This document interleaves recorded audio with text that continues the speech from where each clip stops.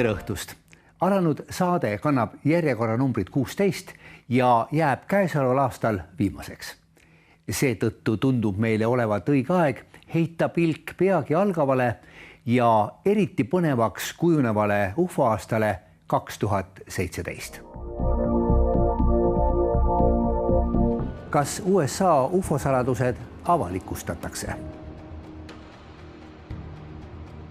Meie aja prohvet David Icke Tallinnas Tondiraba jäähallis.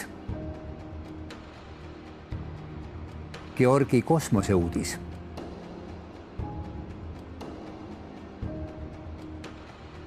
Islandi ülikooli emeriitprofessor ja kapten Leonhard Niit reinkarnatsioonist. Mõtteid, arvamusi ja ettepanekuid meie saatesarja vaatajatelt. Aastavahetuseni on jäänud pisut rohkem kui 3 nädalat ja selle aja jooksul võib maailm teada saada nii mõndagi huvitavat. Ja eriti väärib märkimist tõsiasi, et võib-olla see informatsioon tuleb otse Valgest Majast ja võib olla seotud UFO temaatikaga. Seda laadi informatsiooni on monitoorinud, jälginud hoolikalt viimastel nädalatel ja päevadel Igor Volke. Ma palusin tal täna tulla stuudiosse. Tere tulemast. Tere. Ja Igor, kas võib olla tõenäoline, et president Obama veel enne, kui ta jaanuari teise poole algul oma ameti maha paneb, teeb mingisuguse olulise avalduse seoses UFO temaatikaga USA's? No, ufoloogial on omane selline pidev seire, vaadata, kuidas riikide ja valitsuste nagu pealispind toimib salastatuse ja lahtisalastatuse temaatikas. Ja märgatav on ju Prantsuse ja Inglise, Brasiilia, Uus-Meremaa, Austraalia arhiivide väljatoomine.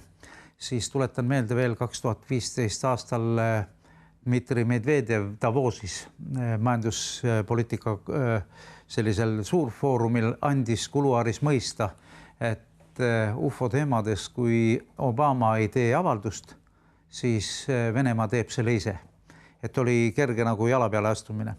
Siis sama aasta nagu jõuluteel Medvedev tegi nagu kogemata sellise avalduse, mis läks Intersati kaudu maailmale.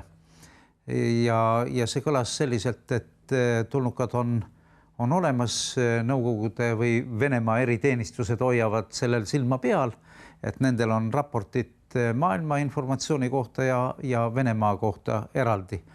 Ja nagu andes vihje, et väga huvitavad arengud ootavad ees ja et nad on seotud teatud nagu avaliku arvamuse protektsiooniga, et ei tekiks kultuurishokki või mingisugust suuremat sotsiaalset dissonantsi.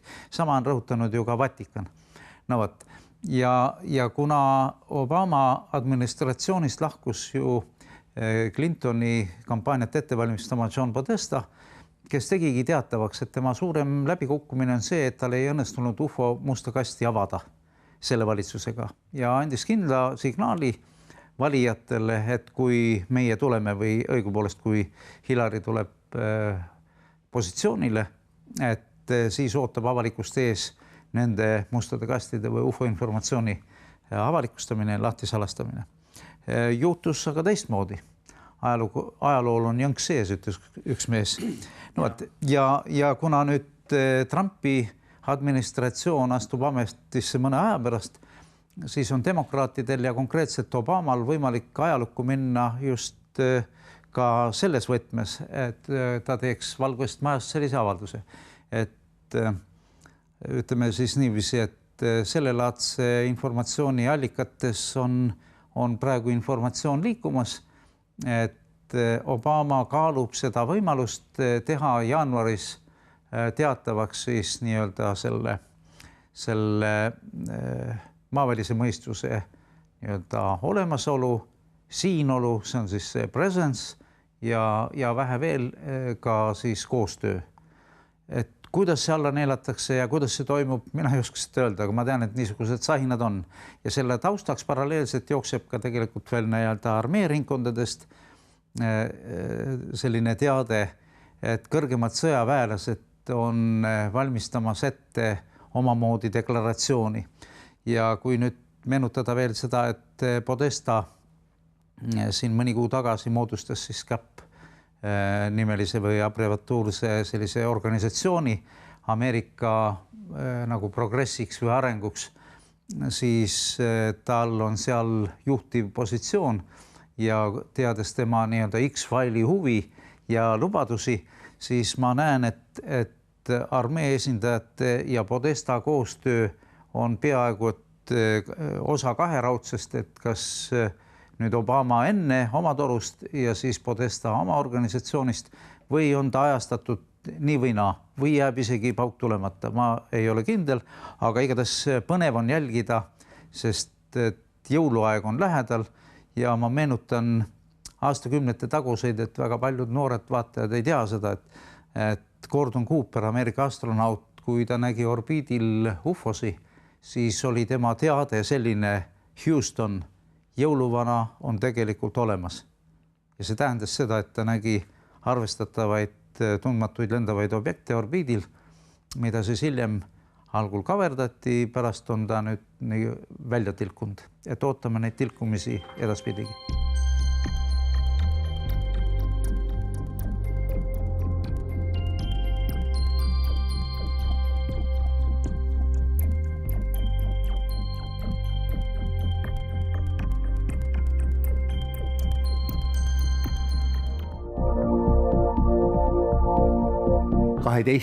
Novembril tõi Tallinna Tondiraba jäähalli hulgaliselt inimesi David Icke.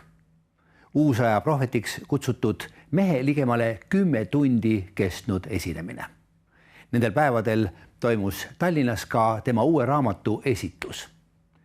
Tondiraba jäähallis oli kohal Igor Volke ja oli meeledi nõus tulema stuudiosse, et jagada oma muljeid ning vaadata veidi põhjalikumalt järele, kes see mees tegelikult niisugune on ja missugust õpetust ta meile kuulutab.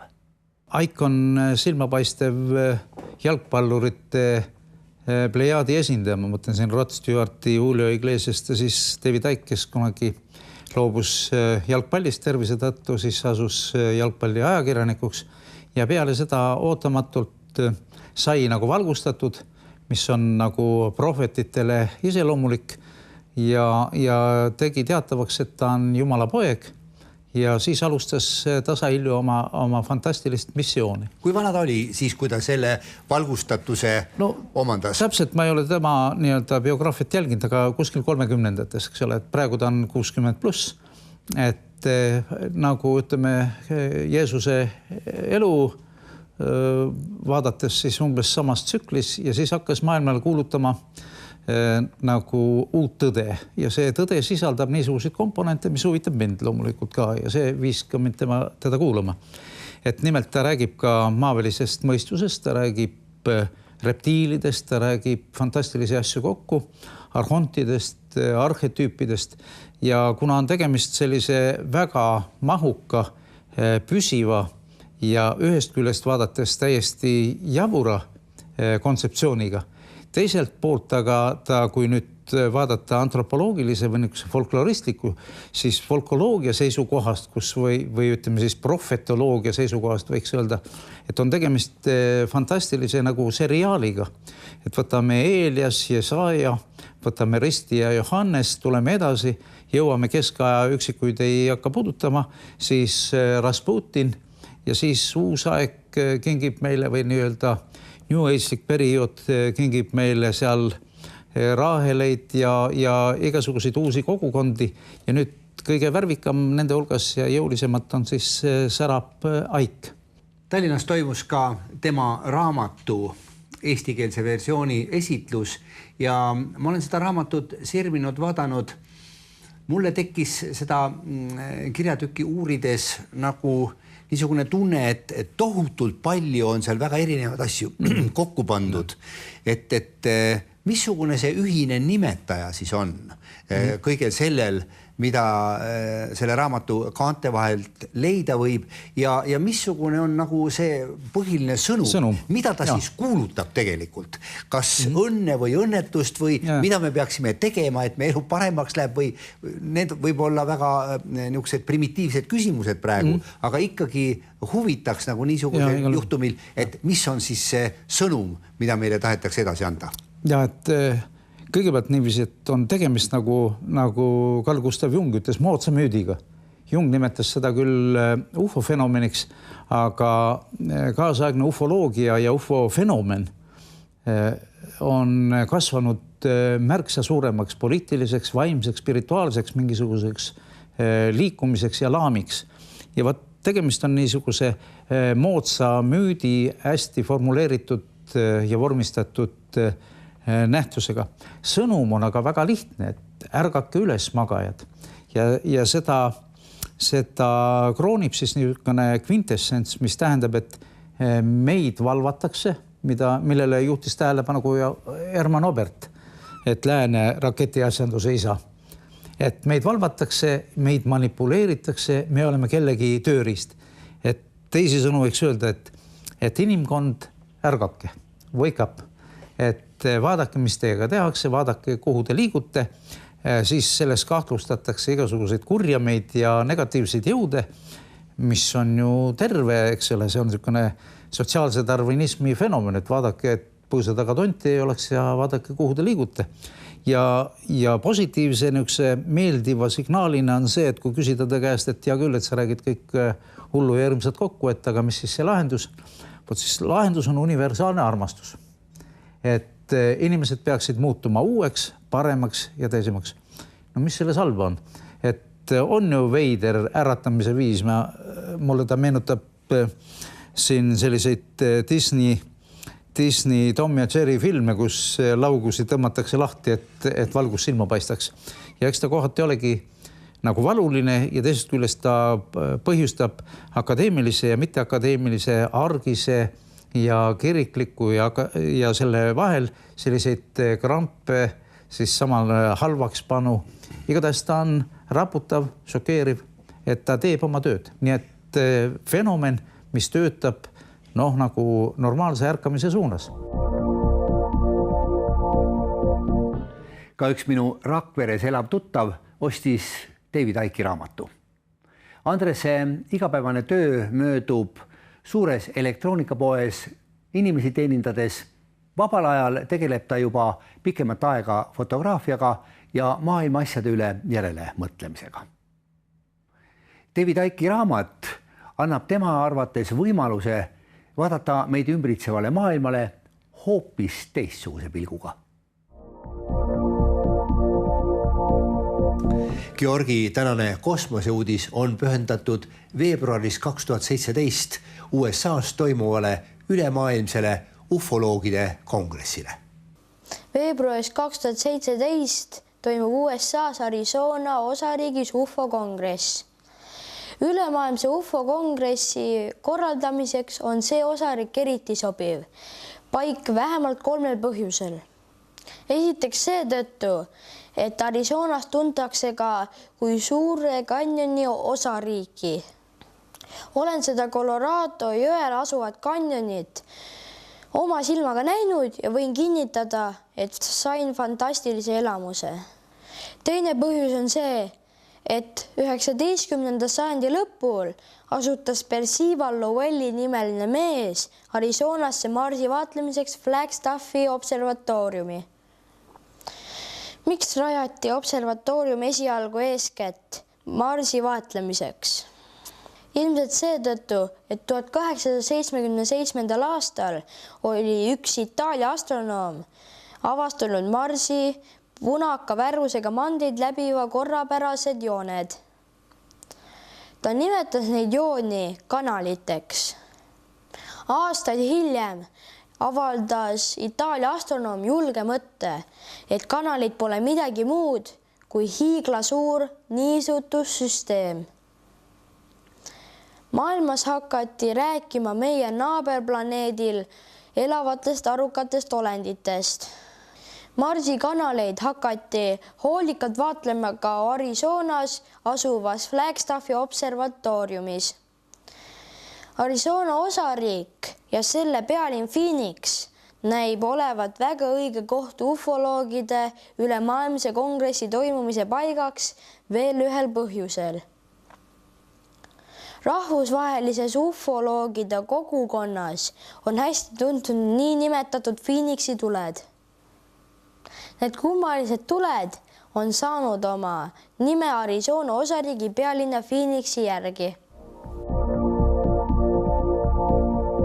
No Phoenix on tuntud juba ufoloogias siin üle 10-15 aasta, sellepärast et kuulsad on niinimetatud Phoenixi tuled. See oli tohutu massiiv suuri valgusi Phoenixi linna kohal, mille vaatlejateks olid kümned, kui mitte öelda 100 000 inimesed, nende hulgas ka Phoenixi linnapea Symington, kes hiljem senaatorina tõstis selle teemaga senati tasemel tähelepanusse ja ta on võtnud väga paljudel kordadel avalikult esineda ja toetada, et need nähtused vajavad selgitamist ja kuna teda on pühendatud ka nii-öelda tagamaadesse ja asjadesse, siis ta on nõudnud selle laadse informatsiooni nagu avalikuks tegemist. Millal neid tulesid seal nähti? 90. aastate lõpupoole, nii et see oli sellise ajastu niisugune üks suuremaid vaatajaskond oli või vaatlejate arv oli väga massiivne, see oli see põhjus. Aga Phoenixi ülikool on ka ja Arizona ülikool nimelt on huvitav selle poolest, et seal tegi mõned aastad tagasi huvitava nii-öelda tulnuka uurimisprojekti Stephen Hawkingi tütar. Nii et see kandis nimetust Hello Alien, kus ta lasi uue põlvkonna, tähendab koolilastel, eriastme koolilastel kirjutada nagu pöördumise tulnukatele. Sellega siis püüdes selle arhetüüpset alateadvuses peidetud infi, et äkki meis on nagu Energma ütleb, et täheaine ääl või mingi kosmose ääl, et kuidas see siis ennast avaldub ja kuidas see areneb. Nii et Arizonas on tehtud tõsist uurimistööd ja ka entusiaste kogutud, see on sobiv kliima ja seekordne üritus siis toob kokku, ütleme, väga tuntud nime 4 tähe kindrali John Alexandri, kes on kirjutanud selle teemalise raamatu pealkirjaga UFO. Siis mul on kaasas siin Bob või Robert Davise raamat, kes on nii-öelda uue põlvkonna huvitava teoreetik. Ta on üks esinejatest vanast koolist, loomulikult Stanton Friedman ja palju teisi huvitavaid.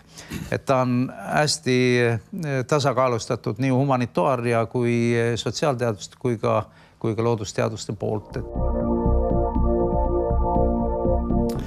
Eelmises saates alustasime Islandi ülikooli emeriitprofessori Erlendur Haraldssoni uurimuste tutvustamist, mis seotud eluga enne ja pärast elu. Täna anname põgusa ülevaate teadlase elukäigust ja õpingutest. Seejärel saab sõna Leonhard Niit, mees, kelle elukogemus kinnitab nii mõnegi Erlendur Haraldssoni arvamuse ja oletuse paikapidavust. Nüüd aga katkend intervjuust Islandi ülikooli emeriitprofessoriga, mille salvestasime 20. oktoobril Tallinnas Islandi väljakul. When I had finished my studies in the gymnasium in Reykjavik. In Reykjavik, yes. Then I studied philosophy for some years. Where? First in Copenhagen, also in Scotland, and then in Freiburg in Germany. And when I had been studying philosophy for some 4 or 5 years, I left that and I returned to Iceland. And then I worked for a few years as a journalist. In which newspaper or television or radio? I worked for the Alþýðublaðið, the People's newspaper that was published by the Social Democratic Party, the party of Hannibalsson. Yes. Well, he was not, of course, prominent at that time, but it was the party that he was in, and later was a leader of that party.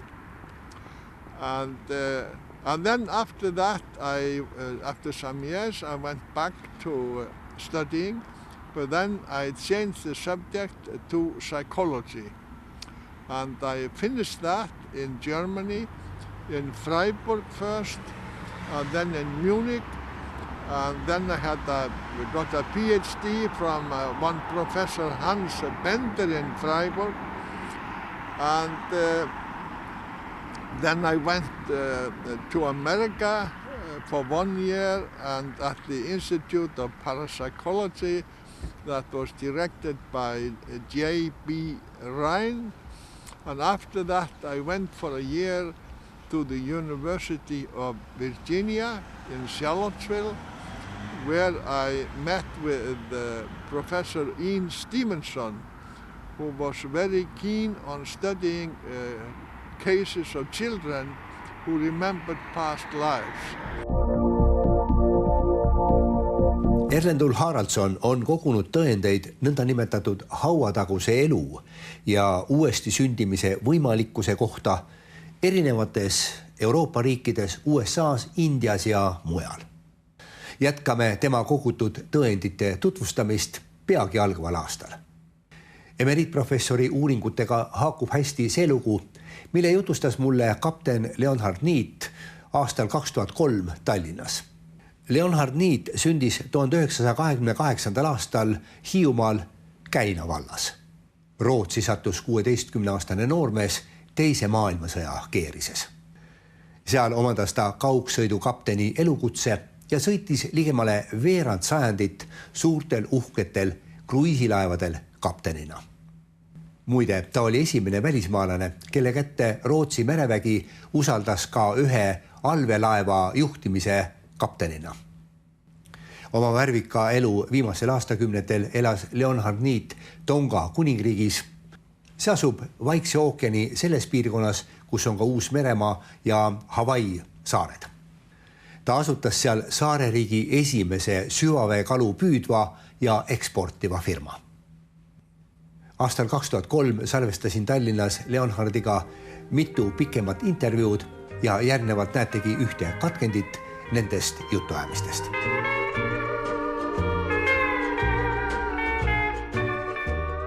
Kui sinuga pikemalt vestelda, siis korduvalt näitad sa näpuga ka kusagile kõrgemale ja ütled, et nii on tahtnud minu sõber seal pilvede peal. Sa kasutad mõnikord ka rootsikeelset sõna kompis, mis tähendab sõpra. Kuidas sa oled äratundmiseni jõudnud, et on veel keegi, kes sinu elusaatuse kujundamisest on osa võtnud? Seda on lihtsalt öelda. Kui üks inimene istub maha ja mõtleb ja kui tal pea töötab hästi, siis on ja silmad lahti on ja näeb, mis ümberringi on, siis kõik inimesed peaksid seda leiutama, et mingi kõrgem võim või jõud on, mida kuidagi moodi juhib ehk tegeleb selle maakera suhtes ja inimestega ja loomedega, mis siin on. Olgu mingi on, mis on kõrgem kui inimlik intelligents. Seda leiutasin mitmed aastad ja minu tagajärg ja lapsepõlv on, et olen sündinud, nagu öeldakse eesti keeles, usklikus peres. Isa Johannes Niit oli siis Prii koguduse ja Prii usu koguduse vanem ja tegelane selles väga palju ja niimoodi ise olen mina käinud 8 aastat pühapäevakoolis. Ja kui mõtled, see jutt läheb liiga pikaks, aga ma katsun kontsentreerida, et elukogemused, ma olen 73 aastat vana ja näitab mitmed juhtumad minu elus, millel ei ole mingisugused dokumentärselt ei saa kuidagi tõendada, et mina oleks olnud nii tark ehk nii hea. Hiiumaa poiss ka siin 6 aasta algkooliharidus. Aga mul on kõik hästi läinud, mida ma soovin. Ja isegi mõnda korda, et soovin ühte minna, aga kuidagi muud ei saavuta. Aga siis kogemata juhtub teise tee peale ja mõne aasta pärast näen, küll oli õnn, et mina mitte ei soovitan seda, mis tahtsin. Keegi juhtis mind kusagile kõrvale. Samuti tänapäeva, kui ma Tongasaarel olen, on ka kuud ja päevad, kus kala on vähe ja mõtlen, et ei ole ökonoomiliselt nii hea. aga siis ütlen sõbrale pilvede peal, et kuule, sina oled mind siia juhtinud, nüüd sa pead minu eest hoolitsema.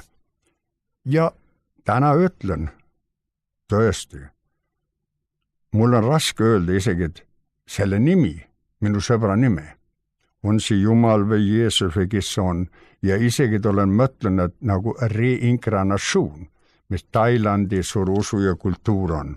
Et võib-olla see minu oma isa ing, mis mind tänapäeva juhib. Aga teised kalalaevad lähtavad näiteks välja tongal, neid on mitu, tulevad tagasi meie laevade suurused, nendel on 300, kõige rohkem 400 kilo seda kala, mida me ostame eksporteerima. Minu laevad tuleb tagasi 900 ja 1000 kilo. Mille pärast? Minul ei ole vastust. Keegi meid juhib. Meil on probleemid, kuidas seda kõige kõrgema hinnaga maha müüa. Ja see on hea omadus. Ja ma ei tea, mina olen igasuguse kembuga teguga oma elus hakkama saanud. Aga kes keegi sõber, mis minu eest hoolitsed, see on, aga seda peaks iga inimene mõtlema, et ükskõik, mis sa mõtled, ise soovitad, aga keegi on, kes lõpuks sinu tegevust juhib ja teeb. Kas õnnestub, ehk jääb sõrmukse vahele.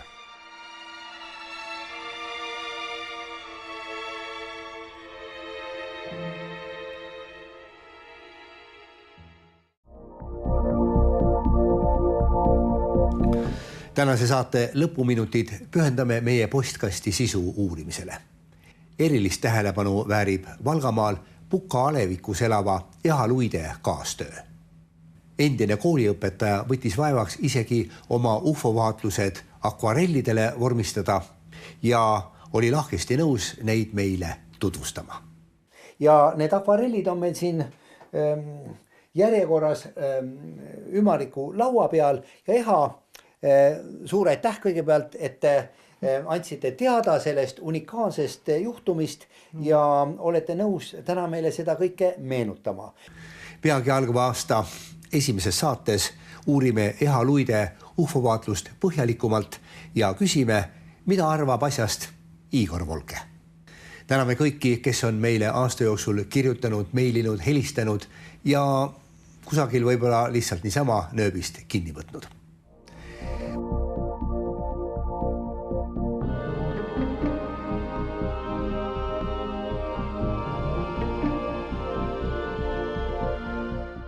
Lugupeetud saatesarja Taevariik ufodega vaatajad. Täname teid kõiki südamest tähelepanu eest ja kui kõik läheb hästi, siis kohtume taas juba jaanuaris 2017. Mõnusat aastavahetust!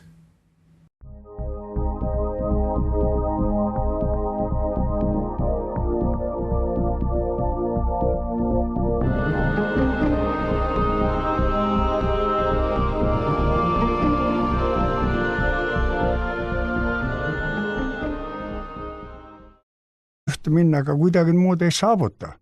Aga siis kogemata juhtub teise tee peale ja mõne aasta pärast näen, küll oli õnn, et mina mitte ei soovitanud seda, mis tahtsin. Keegi juhtis mind kusagile kõrvale. Samuti tänapäeva, kui ma Tongasaarel olen, on ka kuud ja päevad, kus kala on vähe ja mõtlen, et ei ole ökonoomiliselt nii hea. Aga siis ütlen sõbrale pilvede peal, et kuule, sina oled mind siia juhtinud, nüüd sa pead minu eest hoolitsema. Ja täna ütlen, tõesti, mul on raske öelda isegi, et selle nimi, minu sõbra nime, on see Jumal või Jeesus või kes on, ja isegi olen mõtlenud nagu reinkarnatsioon, mis Tailandi suur usu ja kultuur on. Et võib-olla see minu oma isa ing, mis mind tänapäeva juhib. Aga teised kalalaevad lähtavad näiteks välja tongal, neid on mitu, tulevad tagasi meie laevade suurused, nendel on 300, kõige rohkem 400 kilo seda kala, mida me ostame eksporteerima. Minu laevad tulevad tagasi 900 ja 1000 kilo. Mille pärast? Minul ei ole vastust. Keegi meid juhib. Meil on probleemid, kuidas seda kõige kõrgema hinnaga maha müüa. Ja see on hea omadus. ja ma ei tea, mina olen igasuguse kembuga teguga oma elus hakkama saanud, aga kes keegi sõber, mis minu eest hoolitsed, see on, aga seda peaks iga inimene mõtlema, et ükskõik, mis sa mõtled, ise soovitad, aga keegi on, kes lõpuks sinu tegevust juhib ja teeb, kas õnnestub ehk jääb sõrm ukse vahele.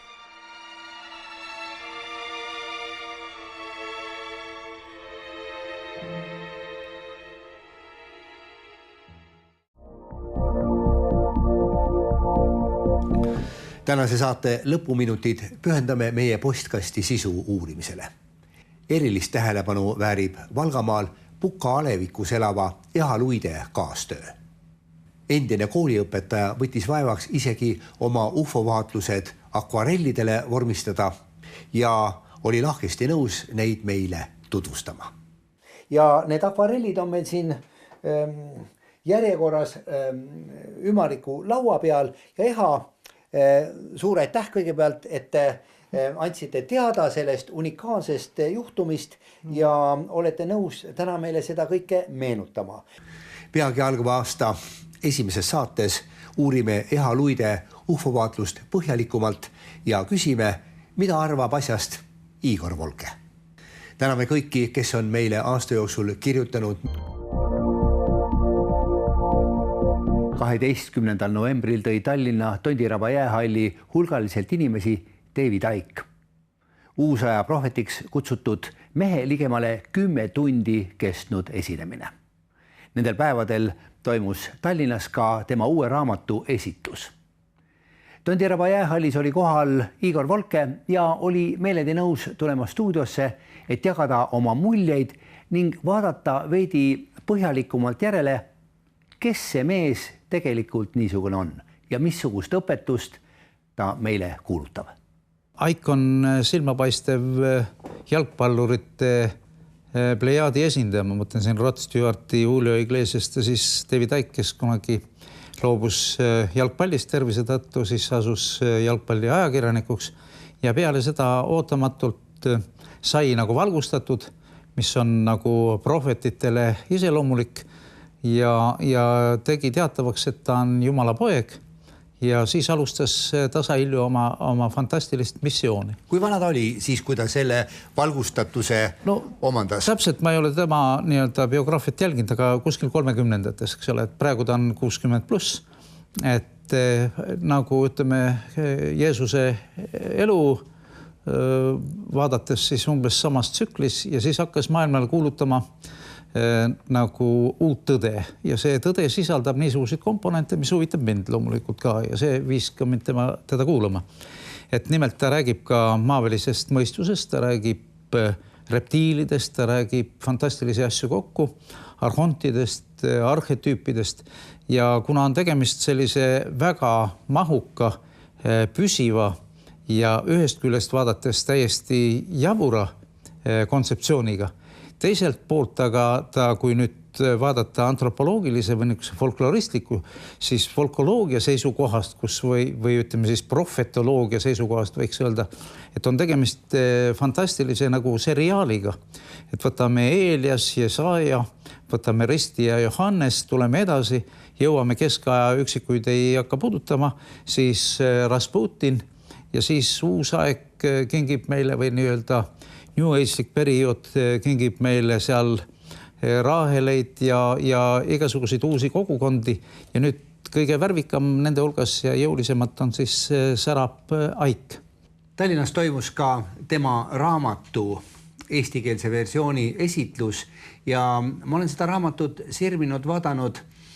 Mulle tekkis seda kirjatükki uurides nagu niisugune tunne, et tohutult palju on seal väga erinevad asju kokku pandud, et missugune see ühine nimi on vaadanud.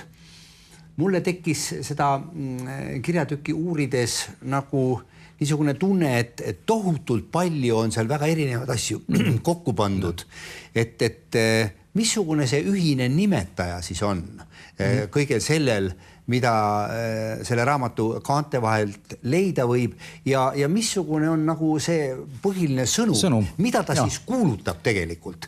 Kas õnne või õnnetust või mida me peaksime tegema, et me elu paremaks läheb või need võib olla väga niisugused primitiivsed küsimused praegu, aga ikkagi huvitaks nagu niisugusel juhtumil, et mis on siis see sõnum, mida meile tahetakse edasi anda? Ja, et kõigepealt niiviisi, et on tegemist nagu Carl Gustav Jung ütles moodsa müüdiga. Jung nimetas seda küll ufo-fenomeniks, aga kaasaegne ufoloogia ja ufo-fenomen on kasvanud märksa suuremaks poliitiliseks, vaimseks, spirituaalseks, mingisuguseks liikumiseks ja laamiks. Ja tegemist on niisuguse moodsa müüdi hästi formuleeritud ja vormistatud nähtusega. Sõnum on aga väga lihtne, et ärgake üles magajad ja seda kroonib siis niisugune kvintessents, mis tähendab, et meid valvatakse, millele juhtis tähelepanu Herman Obert, et lääne raketiasjanduse isa. Et meid valvatakse, meid manipuleeritakse, me oleme kellegi tööriist. Et teisisõnu võiks öelda, et inimkond ärgake, wake up, et vaadake, mis teiega tehakse, vaadake, kuhu te liigute, siis selles kahtlustatakse igasuguseid kurjameid ja negatiivseid jõude, mis on ju terve, eks ole, see on niisugune sotsiaalse darwinismi fenomen, et vaadake, et põõsa taga tonti ei oleks ja vaadake, kuhu te liigute.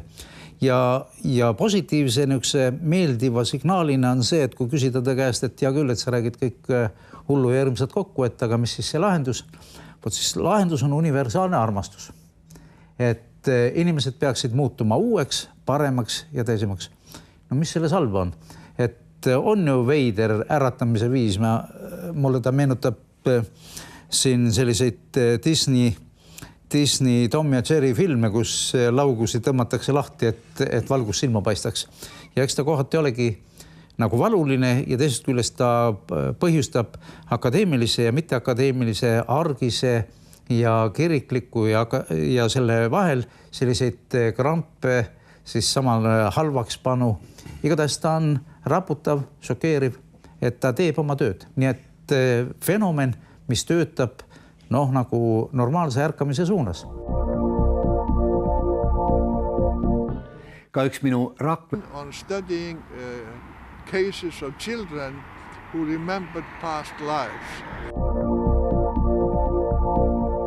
Erlendul Haraldsson on kogunud tõendeid nõndanimetatud hauataguse elu ja uuesti sündimise võimalikkuse kohta erinevates Euroopa riikides, USAs, Indias ja mujal.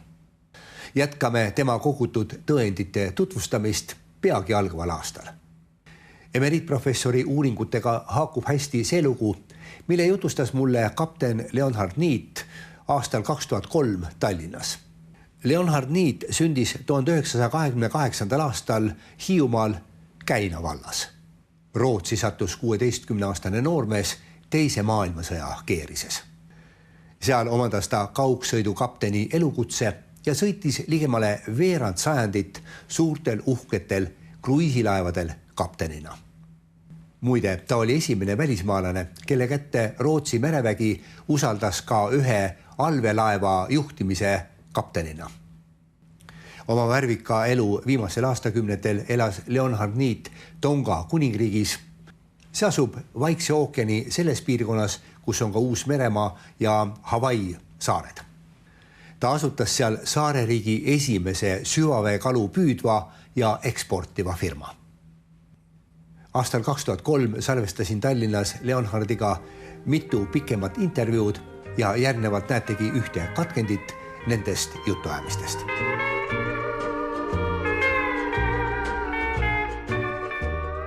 Kui sinuga pikemalt vestelda, siis korduvalt näitad sa näpuga ka kusagile kõrgemale ja ütled, et nii on tahtnud minu sõber seal pilvede peal. Sa kasutad mõnikord ka rootsikeelset sõna kompis, mis tähendab sõpra. Kuidas sa oled äratundmiseni jõudnud, et on veel keegi, kes sinu elusaatuse kujundamisest on osa võtnud? Seda on lihtsalt öelda. Kui üks inimene istub maha ja mõtleb ja kui tal pea töötab hästi, siis on ja silmad lahti on ja näeb, mis ümberringi on, siis kõik inimesed peaksid seda leiutama, et mingi kõrgem võim või jõud on, mida kuidagi moodi juhib ehk tegeleb selle maakera suhtes ja inimestega ja loomedega, mis siin on. Olgu mingi on, mis on kõrgem kui inimlik intelligents.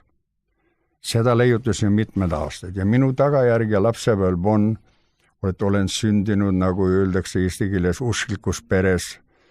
Isa Johannes Niit oli siis priikoguduse ja Georgi tänane kosmoseuudis on pühendatud veebruaris 2017 USA's toimuvale ülemaailmsele ufoloogide kongressile. Veebruaris 2017 toimub USA's Arizona osariigis UFO kongress. Ülemaailmse UFO kongressi korraldamiseks on see osariik eriti sobiv. Paik vähemalt 3 põhjusel. Esiteks seetõttu, et Arizonas tuntakse ka kui suure kanjoni osariiki. Olen seda Colorado jõel asuvat kanjonit oma silmaga näinud ja võin kinnitada, et sain fantastilise elamuse.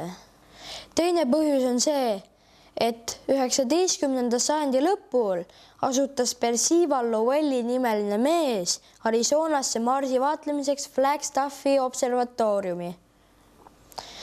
Miks rajati observatoorium esialgu eeskätt Marsi vaatlemiseks?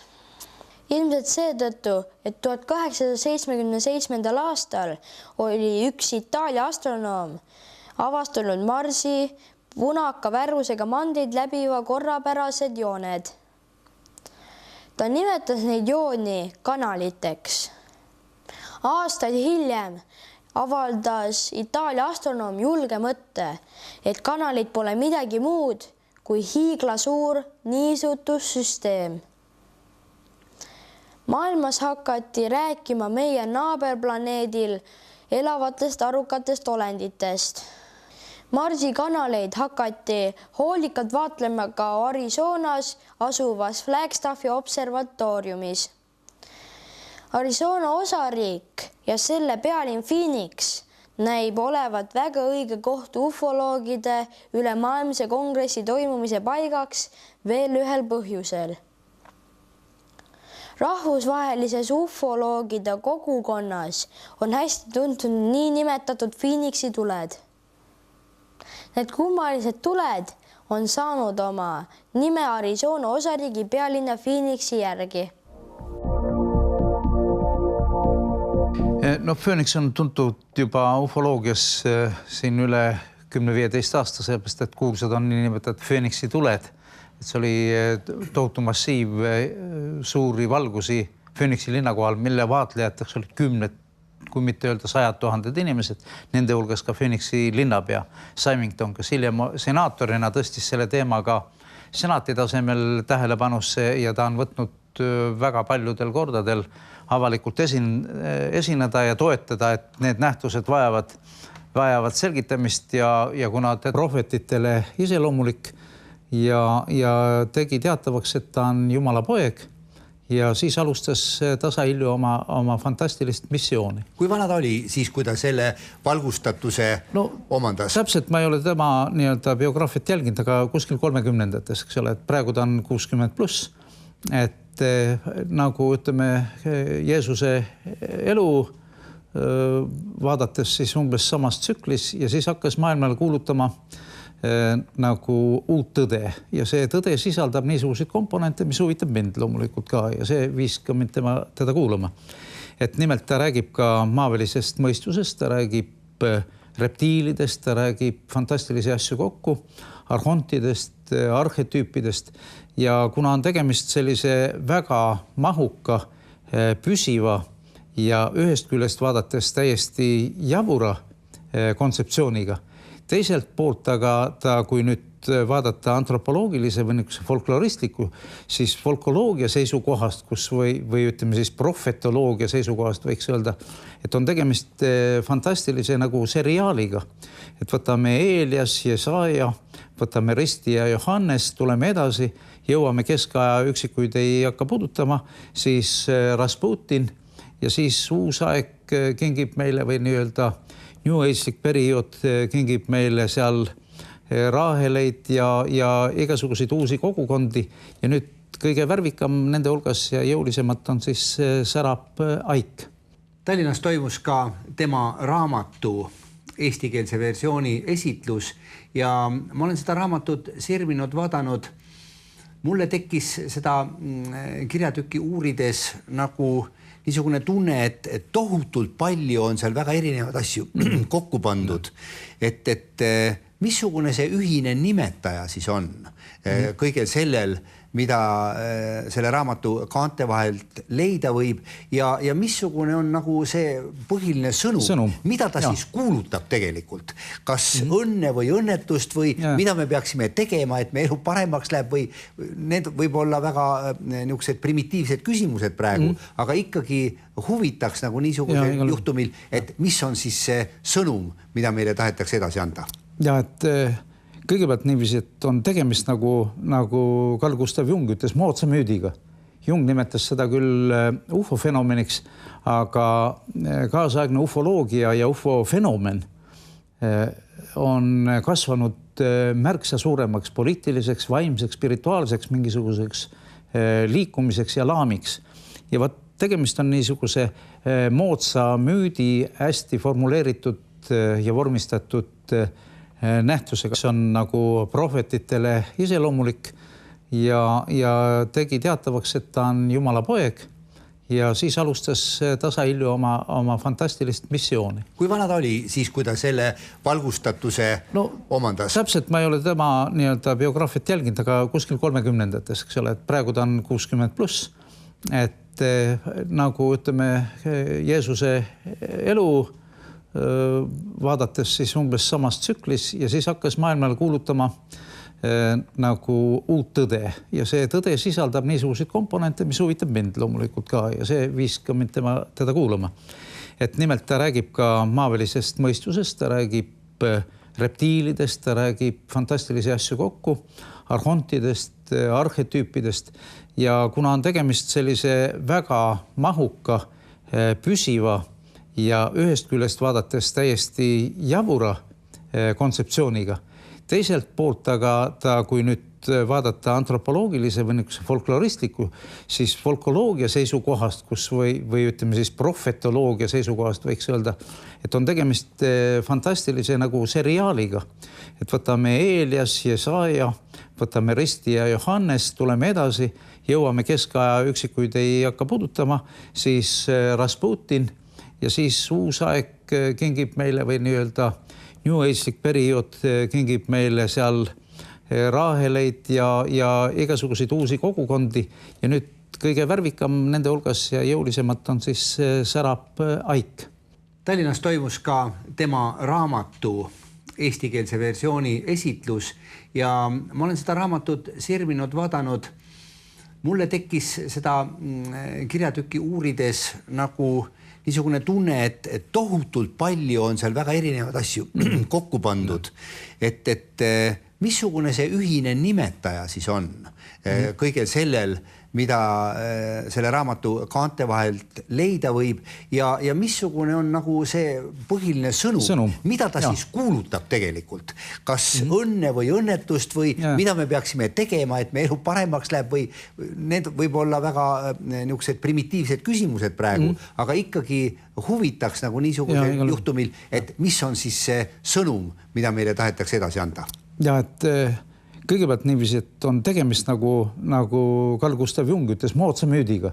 Jung nimetas seda küll ufo-fenomeniks, aga kaasaegne ufoloogia ja ufo-fenomen on kasvanud märksa suuremaks poliitiliseks, vaimseks, spirituaalseks, mingisuguseks liikumiseks ja laamiks. Ja võt tegemist on niisuguse moodsa müüdi hästi formuleeritud ja vormistatud